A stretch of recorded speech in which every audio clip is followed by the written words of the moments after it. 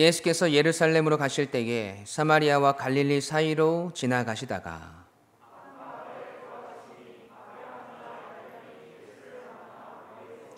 소리를 높여 이르되 예수 선생님이여 우리를 불쌍히 여기소서 하거늘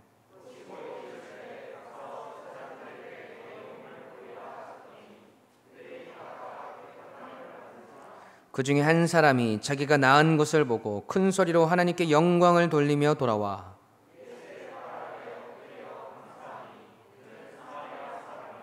예수께서 대답하여 이르시되 10사람이 다 깨끗함을 받지 아니하였느냐 그 9은 어디 있느냐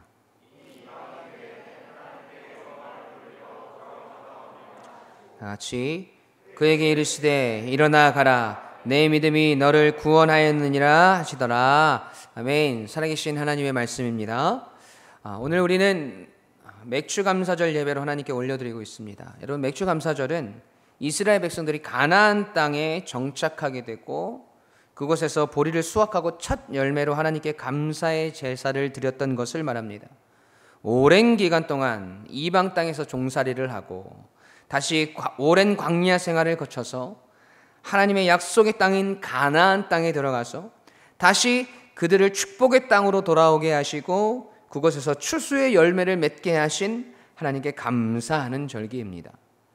이 제사는 하나님의 명령이었고 그 감사의 전통이 지금까지도 계속되어지고 있습니다. 그래서 우리는 이 감사절에 우리에게 계속해서 고백되어져야 하는 이 감사가 진정한 감사로 하나님 앞에 드려지고 있는지, 오늘 우리의 감사의 모습은 어떠한지 한번 돌아보아야 할 것입니다. 여러분, 오늘 본문의 말씀은 예수님께서 예루살렘을 향해 가시고 있는 장면을 이야기하고 있죠. 그런데 예수님께서 지나가시고 계신 지역을 오늘 본문은 정확하게 기록을 하고 있어요. 예수님께서 예루살렘을 향해 가시다가 그 사이에 들른 곳이라는 거죠. 누가복음 17장 11절 말씀입니다. 함께 읽습니다. 시작. 사마리아와 갈릴리 사이로 지나가시다가 아멘. 여러분, 지역이 어디입니까? 사마리아와 갈릴리 사이로 지나가셨대요. 그런데 이 유대인들에게 있어서 이 두 지역은 그렇게 화정받지 못하는 동네입니다.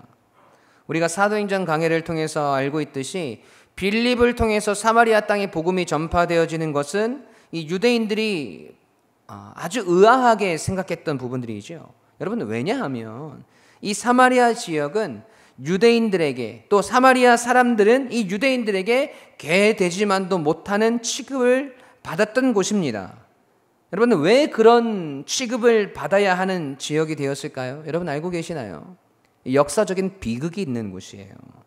왜 사마리아 사람들은 유대인들에게 멸시와 천대를 받아야만 했을까? 여러분, 솔로몬 왕 이후에 이스라엘은 나라가 둘로 쪼개어집니다. 분열이 되는 것이죠. 그래서 북이스라엘과 남유다로 나누어지는데, 그런데 이 북이스라엘이 아수르라고 하는 나라의 침공을 받고 나라가 망하게 돼요. 어디에 침공을 받았다고요? 아수르. 이 아수르의 지배를 받게 된 것이죠. 그런데 이 아수르라는 이 나라의 식민 통치 정책이 좀 특이합니다. 어떻게 하냐면 자기 나라 사람들을 자신들이 차지한 땅으로 이주를 시키는 거예요. 그래서 그곳에서 정착하며 살아가게 만듭니다. 아니, 목사님, 이게 어떻습니까? 노예로 막 부려먹는 것도 아니고 사람들을 다 죽이는 것도 아니고 별거 아닌 것 같은데요? 라고 물으실 수도 있는데, 여러분, 이게 보통 문제가 아니에요. 들어보세요. 이 아수르 사람들이 북이스라엘로 이주를 해옵니다. 그러면 이 자기 민족들만의 어떤 이 군락, 집단 지역을 만들어서 사는 게 아니라 이스라엘 사람들이랑 섞여 산단 말이죠. 그러면 자연스럽게 그들과 함께 살아가면서 결혼도 하게 되고 아이도 낳게 되는 거예요. 그러면 그 아이는 혼혈인이 되죠. 시간이 지날수록 이 혼혈인의 수가 점점 많아지게 됩니다. 그러다 보면 그 나라의 전통적인 혈통을 가진 사람들이 점점 사라지게 되는 거죠. 여러분, 이게 무서운 거예요. 한 민족의 혈통이 완전히 사라져버리는 것입니다. 아수르 사람들이 통치하던 북이스라엘, 북이스라엘의 수도가 바로 이 사마리아였어요. 그러니 이 민족의 혈통과 민족성을 인생의 최고의 자부심으로 자랑으로 여기며 살아가던 이 유대인들에게 다른 민족과 피를 섞고 순수 혈통을 배반한 저 북이스라엘 사람들, 특히 그곳의 수도인 이 사마리아 사람들이 좋게 보였겠습니까? 아니죠. 여러분, 그래서 손가락질하는 거예요. 민족의 혈통을 버린 자들, 더러운 이방 민족과 피를 섞은 자들.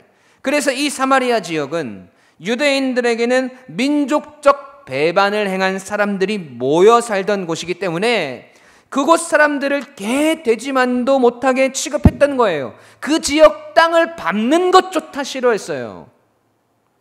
여러분, 근데 갈릴리도 별반 다른 게 없습니다. 마태복음 4장 15절에 보면 갈릴리를 이방의 갈릴리여라고 표현하고 있거든요. 이 지역은 순수 혈통 유대인들만 모여 사는 지역이 아니라 여러 이방인들도 함께 어울려서 살던 지역이었습니다. 그리고 그 당시 가장 천대받던 직업인 이 어업을 주업으로 하던 사람들, 못 배우고 무식하고 거기다가 어중이 떠중이들 다 모여 사는 동네, 그 동네가 갈릴리였다는 것이죠. 그러니까 이 사마리아와 갈릴리 지역은 순수 유대 혈통인 인간들에 의해서 늘 짓눌려 있던 곳입니다. 여러분, 그런 동네를 지금 예수님께서 일부러 지나가고 계시는 것이죠. 여러분, 우리가 성경을 보면 예수께서 어디를 지나가시더라, 예수께서 어디를 향해 가시더라, 이런 말을 자주 보게 되잖아요. 예수께서 일부러 어느 곳을 가신다는 것은 그곳에서 어떤 의미를 찾아보고 보여줄 곳으로 그곳을 택하셨다는 것을 의미합니다. 그냥 가시거나 아무 생각 없이 지나가시지 않았다는 것이죠. 여러분, 이를 증명이라도 하듯이 그곳을 지나가고 계시는데 당시 가장 큰 병으로 취급받던 나병 환자, 문둥병이죠. 그것도 10명이나 되는 사람들이 예수님께 나옵니다. 마치 기다렸다는 듯이 말이죠. 본문 12절 13절 말씀 함께 읽어보겠습니다. 시작.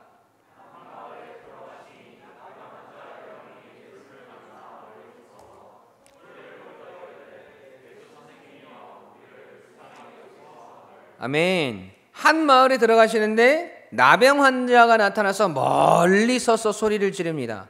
여러분은 왜 멀리 서서 소리를 지를 수밖에 없었느냐 하면, 여러분, 나병 환자들은 부정한 사람으로 분류가 되기 때문에 온전한 사람들, 건강한 사람들 가까이에 올 수 없었어요. 그리고 마을로부터 쫓겨나서 마을 어귀에서 격리된 삶을 살게 됩니다. 사랑하는 가족들과도 떨어져서 철저하게 단절된 삶을 살게 되는 것이죠. 그러니 마을 밖에서 날마다 마을 안을 동경하면서 살았을 것이고, 행여나 가족들이 멀리서나마 내 얼굴을 한번 보러 오지 않을까? 마을 입구 여기저기를 늘 들여다보면서 그렇게 서성이는 일이 가장 많이 하는 일이었을 것입니다.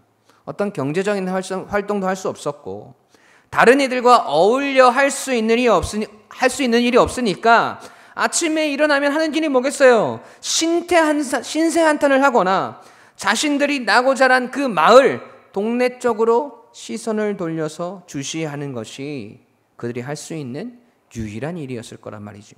그런데 그때 소문으로만 듣던 예수님이 그 마을을 지나가시고 있는 모습이 눈에 들어온 겁니다. 병자를 고치시고 안진뱅이를 일으키시고 귀신을 내어 쫓는다는 그분이 지금 우리 마을을 지나가고 계시는 거예요. 그래서 예수님이 등장하시자마자 가까이 가지는 못하고 멀리 서서 소리를 크게 지르며 예수님을 부릅니다. 예수 선생님, 우리를 불쌍히 여기소서. 여러분, 이 말이 뭐예요? 우리를 고쳐달라는 말이잖아요. 이 나병으로부터 깨끗함을 받을 수 있도록 능력을 베풀어 달라는 것입니다. 여러분, 그러자 예수님께서 그 말을 들으시고 나병 환자들에게 말씀하세요. 본문 14절 말씀 함께 읽습니다. 시작.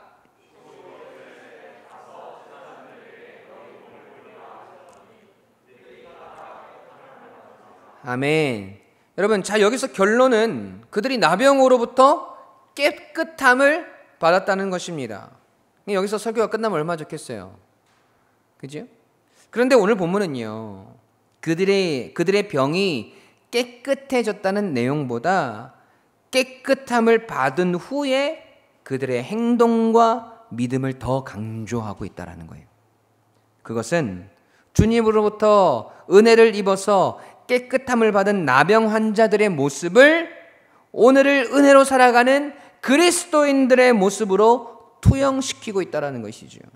주님의 능력으로 이 사건이 끝난 것이 아니라 그 능력으로 치유함을 받은 사람들의 모습을 더 중점적으로 그리고 있다는 것입니다. 그 모습을 바라보면서 오늘 우리가 깨달아야 할 은혜와 감사의 내용은 무엇일까요? 첫 번째로 우리는 감사의 대상이 누군지 잊지 말아야 한다는 겁니다. 함께 읽어볼까요? 시작. 아멘.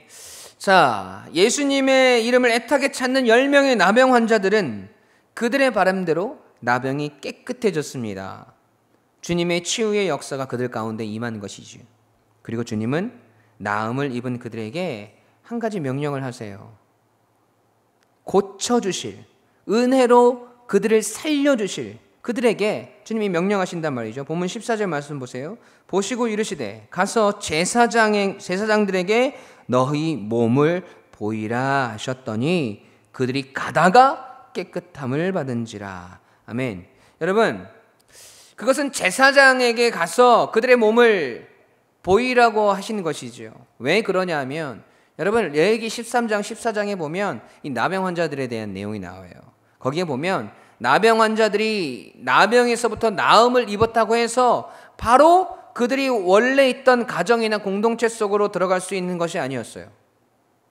제사장이 가서 그 환부를 보이고 이제 이 사람이 나병에서부터 깨끗함을 받았다라고 제사장이 선언을 해야 그때 비로소 나병이 낫게 됨을 공식적으로 선포하게 되는 것입니다.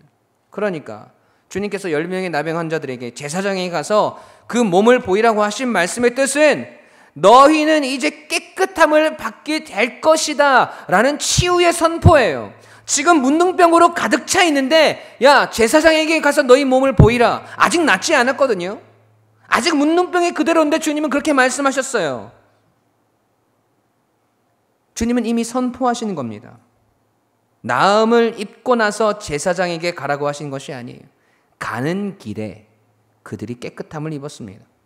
본문 14절 마지막에 보시면 그들이 가다가 깨끗함을 받은지라 라고 나와 있어요.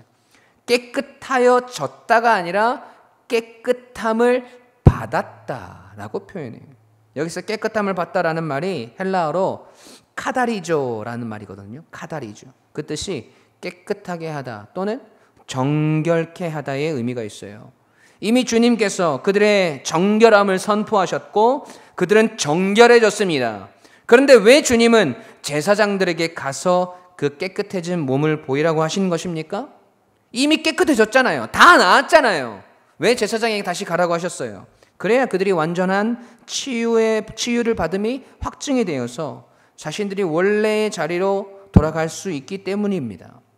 예수님께서 이미 정결함을 선포하셨지만 주님은 나병 환자들의 삶의 모든 영역에 대한 배려와 사랑으로 그렇게 말씀하셨던 거예요.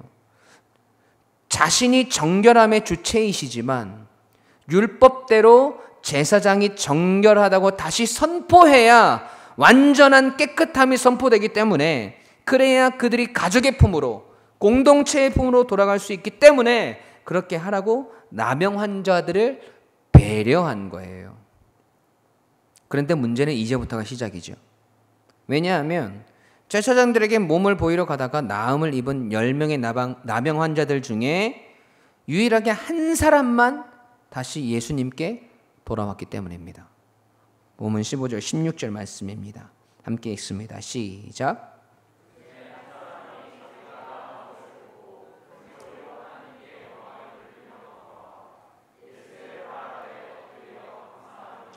그는 사마리아 사람이라. 아멘. 여러분, 지금 사마리아 사람이라고 표현되어 있는 이 사람, 유대인들이 그렇게도 손가락질하던 이 미천한 사람, 한 사람만이 제사장에게 가던 길을 멈추고 주님께 돌아왔습니다. 그리고 주님의 발 아래 엎드려서 주님께 감사를 표합니다. 여러분, 나머지 9은 어디로 갔을까요? 집으로 갔을까요? 아니요. 성경에 기록되어 있지 않지만 분명히 제사장에게 갔을 겁니다. 그리고 제사장에게 깨끗함을 받아놓으라 선언을 듣고 그들의 정결함을 확증하는 모든 절차와 제사들을 다 마무리하고 그들이 그토록 그리워하고 보고 싶어하던 가족의 품으로, 공동체의 품으로 돌아갔을 거예요. 여러분, 10명의 나병 환자 모두는 똑같이 깨끗함을 받았습니다. 그런데 그중 단 한 사람만이 이 일이 누구로부터 비롯되어진 일인지 깨달았고, 오직 한 사람만이 하나님께 영광을 올려드렸고, 오직 한 사람만이 예수님의 발 아래 엎드려서 감사의 고백을 드렸습니다. 여러분, 같은 시각 나머지 9명도 분명히 감사를 표했을지도 몰라요. 자신들을 정하다고 선포해 준 제사장에게 여러분 감사를 표했을 겁니다. 그리고 그렇게 깨끗하게 정결함 받은 몸을 가지고 지금껏 나를 기다려준 가족들에게 고마웠다고, 그동안 날 기다려줘서 고맙다고, 끝까지 날 위해서 날 생각해줘서 너무 고맙다고, 그렇게 감사를 표했을 거리란 말이죠. 똑같이 나음을 입었어요. 똑같이 감사의 고백들이 있었습니다. 그러나 그 감사의 대상이 완전히 달랐습니다. 여러분, 본문 15절에서 사마리아인 나병 환자가 하나님께 영광을 돌리며 돌아왔다고 표현하는데, 여기서 돌아오다라는 말은요, 헬라어로 히포스트레포라는 말인데요, 영어로 유턴의 의미예요. 진행하던 방향과 반대로 몸을 돌리는 동작을 묘사할 때 쓰여집니다. 우리가 말하는 회개와 같은 의미예요. 다시 말해서 우리의 삶의 방식, 우리의 삶의 가치관, 모든 것이 송두리째 바뀌는, 돌아서는 경험을 한 거예요. 예수님의 능력을 인정한 것이고, 진정한 치유와 회복이 누구로부터 나온 것인지 확실한 것이며, 그의 인생의 구원이 누구로부터 역사한 것인지를 고백하는 참된 돌아옴이었고, 참된 감사의 고백이었던 것입니다. 사랑하는 유광침례교회 가족 여러분, 우리 인생의 감사의 대상이 누구인지 잊고 살아갈 때가 있습니다. 9명의 다른 나병 환자들처럼 자신이 육신이 치유되고 깨끗함을 받은 것에 인생의 모든 것이 집중되어지고 나음을 입은 것이 인생의 전부인 것처럼 살아갈 때가 얼마나 많이 있냐는 겁니다. 내 인생에서 펼쳐지는 나의 잘되어짐, 나의 길의 열려짐, 내 인생에 누려지는 수많은 복들이 우리의 모든 정신이 다 빼앗길 만한, 그래서 주님의 그 은혜를 잊어버릴 만한 그러한 모습으로 우리가 살아갈 때가 있다라는 거죠. 감사의 대상을 잊어버린다는 겁니다. 간절함으로 주님을 찾았지만 우리의 문제가 해결되고 나면 주님을 모른 채 할 때가 많이 있다는 거예요. 여러분, 우리의 기도가, 우리의 간절함이 하나님의 응답으로 다가왔을 때 기뻐하고 즐거워하고 행복해하는 것으로 여러분 끝이 나는 것이 아니에요. 잘 들으세요. 그 기쁨과 소망과 은혜를 주시는 주님 앞에 나오는 것, 그것까지 되어야 우리의 믿음은, 우리의 감사는 비로소 완성되는 것입니다. 9명의 나병 환자들은 주님의 능력으로 나음을 입었으나 주님을 잊었습니다. 그러나 그 당시 가장 멸시를 당하던 사마리아 사람, 거기에다가 나병으로 사람들의 저주를 받던 사람, 가장 낮고 천한 나병 환자 한 사람은 주님을 잊지 않았습니다. 주님을 기억하고 주님 발 앞으로 나옵니다. 여러분, 그런 그를 주님은 기뻐하십니다. 얼마나 그가 사랑스럽고 아름답고 감격스럽게 주님께 다가왔겠습니까? 여러분, 그래서 그의 감사의 고백을 성경에 기록해 놓으시며 계속해서 그 감사를 기념하시는 것입니다. 오늘 우리가 이러한 감사를 올려드리는 믿음의 자리까지 나아가길 소원합니다. 여러분, 또한 비록 우리의 인생이 나음을 입은 나병 환자들처럼 형통의 자리가 아니더라도, 비록 우리의 삶에 계속해서 사마리아 사람 같은 억눌림과 짓밟힘이 있다 할지라도, 오늘 우리에게 찾아오시고 우리에게 말씀하시고 우리를 하나님의 자녀로 우리를 부르시고 우리를 하나님의 백성으로 삼아주신 그 은혜만으로도 주님은 우리의 영광과 찬양과 감사를 받으시기에 합당한 분이심을 인정하고 선포하는 여러분 되시기를 간절히 소원합니다. 그래서 더 큰 기쁨을 주님께 선사할 수 있는, 더 큰 감격을 주님께 드릴 수 있는 여러분의 인생이 되시길 주님의 이름으로 간절히 소원합니다. 아멘. 두 번째로 우리는 감사를 훈련해야 합니다. 함께 읽어보겠습니다. 시작. 아멘. 본문 17절 18절 말씀 함께 봉독합니다. 시작. 예수께서 대답하여 이르시되 10사람이 다 깨끗함을 받지 아니하였느냐? 그 9은 어디 있느냐? 이 이방인 외에는 하나님께 영광을 돌리러 돌아온 자가 없느냐 하시고. 아멘. 자, 여러분, 본문 17절 18절에서 예수님의 말씀의 의도를 우리는 잘 파악해야 합니다. 주님이 10사람 모두가 깨끗함을 받았는데 다 어디 가고 이 이방인 혼자 돌아왔느냐라고 물으신 것은 사마리아인 나병 환자 혼자 돌아오기를 원하셨다는 것입니까? 아니면 나음을 입은 10사람 모두가 돌아오기를 기대하셨다는 것입니까? 어떤 거예요? 후자죠. 다 어디 갔어? 이렇게 물으시는 것은 다 돌아오기를 원하셨다는 거예요.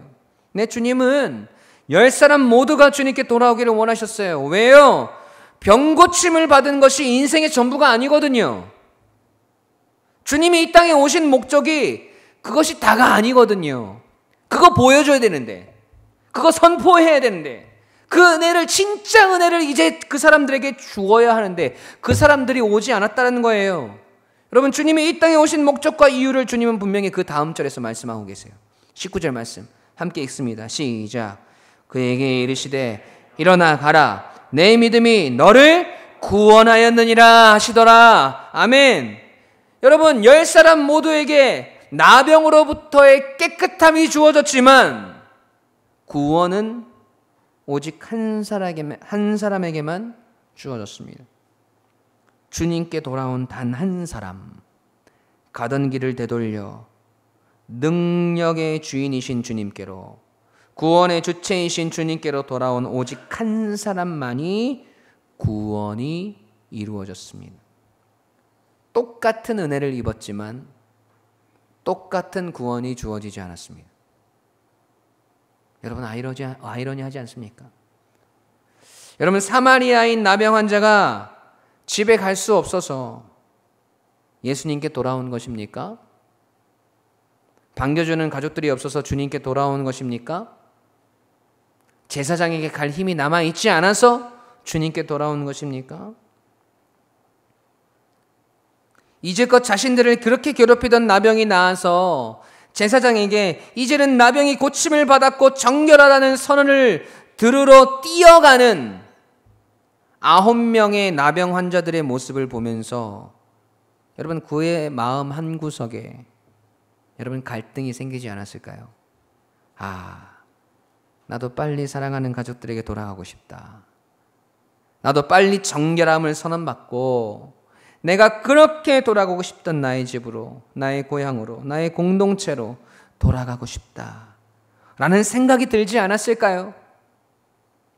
저기 저 성 안에서 나를 애타게 그리워하는 사람들에게 어서 빨리 돌아가서 나의 깨끗하여진 몸을 보여주고 싶지 않았을까요? 여러분, 그런데 그는 지체 없이 주님께로 돌아옵니다. 여러분, 그 돌아옴 속에는 자신의 모든 바램과 소망과 기쁨의 모습들, 이제껏 그가 그토록 원해왔던 그 모습, 그 모든 것들을 잠재울 수 있는 믿음의 결단이 있었음을 우리는 발견할 수 있어야 합니다. 저 9명의 사람들처럼 자신의 깨끗해진 몸을 보고 서로 얼싸안고 기뻐하며 춤을 추며 뛰어가고 싶지만 그 모든 마음을 억제하고 억누르고 하나님께 영광을 돌리고 예수님의 발 앞으로 나온 것이라는 거죠. 주님을 향한 감사가 자신의 기쁨보다 더 앞섰습니다. 하나님을 향한 영광이 지금 당장 자기 자신의 눈앞에 펼쳐져 있는 행복한 미래의 모습보다 더 중요했습니다. 주님의 은혜가 자기 자신의 인생에 이제서야 찾아온 감격과 환희의 순간보다 더 소중했습니다. 그래서 그는 주님께로 돌아옵니다. 그래서 주님께 진정한 감사를 드릴 수 있었습니다. 우리는 이것이 은혜 입은 자의 믿음의 모습임을 확신하게 됩니다. 주님의 은혜가 우리의 기쁨보다 앞서 있어야 합니다. 주님을 향한 감사가 나 자신의 행복보다 더 앞서 있어야 합니다. 주님께로 돌아오는 결단과 의지가 내 인생의 그 어떠한 중요한 선택의 순간보다 더 위대한 결정의 순간이 되어야 합니다. 그래서 우리는 매일매일 주님을 선택하고 주님께로 돌아오고 주님께 감사하는 결단과 훈련이 필요한 것입니다. 여러분, 그래서 우리 유광침례교회는 그 결단을 그냥 말로만 하지 않고 실천하려고 해요. 어떻게 해요? 여러분, 어떻게 실천하실까요? 잘 모르실 것 같아서 제가 방법을 가져왔습니다. 짜잔. 여러분, 이게 뭐냐면 오늘부터 저희 유광침례교회는 100일간의 감사 대행진을 시작합니다. 이 감사 노트거든요. 맥주 감사절로부터 시작해서 앞으로 100일 동안 여러분께서 감사하는 습관을 가지고 감사를 훈련하는 거예요. 우리의 삶 가운데 놓치고 살았던 우리의 삶의 여러 가지 일들에 우리의 마음을 빼앗겨서 우리가 잊고 살았던, 우리가 멀리했던 감사의 고백들을 여러분 주님께 드리기 원합니다. 그래서 유광침례교회 성도의 영적 성장 프로젝트 두 번째, 이 감사 노트 100일간의 감사 대행진을 시작하려고 합니다. 나눠주시겠어요? 네. 여러분, 이 감사 노트는 하루에 3가지, 최소한 3가지에서 많게는 7개까지 적을 수 있습니다. 그래서 여러분 날짜를 기입하시고 이름을 기입하셔서 100일이 지난 후에 제출을 하도록 할 텐데요. 하나씩 다 나누어 주시길 바랍니다.